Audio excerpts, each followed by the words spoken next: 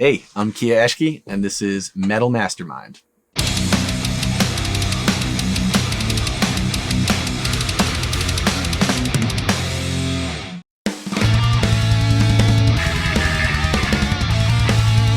I kind of come from the, is it a clean and transparent preamp or a colored preamp type school?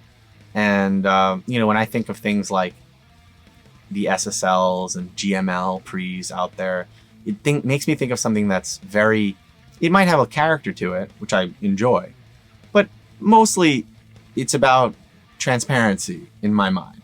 Of course, an SSL sounds a little different than a GML, but they sort of exist in a similar category in my mind tonally.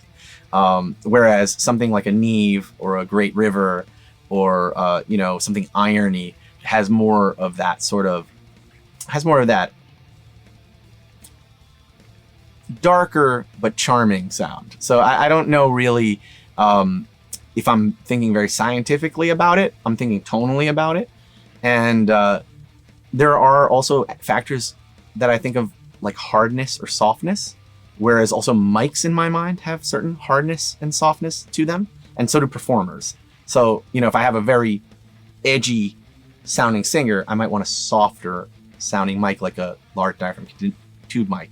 But if I have like a guitar sound that I want to give a little more edge, I might use like something faster, like a FET microphone or something, or like something that has faster transients, So I think preamps are super important and overlooked very often. And I think I know this is bold, but I think they're as important as mics as far as choices go, if not just slightly less important. I mean, they're very important, I think. So I'm really a big fan of mixing and matching preamps. Also, if I have a microphone and I'm not 100% sure, I will patch it into as many preamps as I need to really get an idea of what it jives with better, and how those tones combine.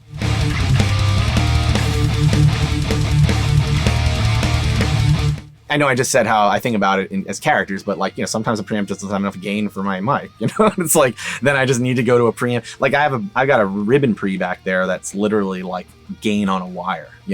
I know if I don't have enough gain going to my one of my Beyer ribbons or my Royer ribbons or something, then I'll just try that one because I know it's hot enough, But then there's also some times where I'll be like the opposite. I'll be like, I'm going to put this ribbon mic into this tube pre and crank it, and it's going to be noisy, but it's the sound that I want. So sometimes scientific and sometimes happy accidents, but I think it's smart to know your equipment, like know how much gain you need with certain microphones, and know which ones of your preamps produce more gain, and is it like a clean gain or does it have some coloration?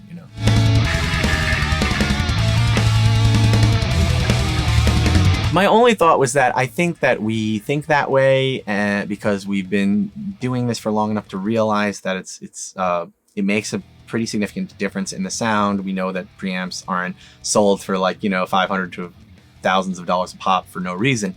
But most audio engineers or producers or artists or whatever who are getting into this, they get a 2-channel audio interface that has preamps built into it. So I think a lot of people don't know what preamps are, because they might not know specifically what the different components of their audio interface are.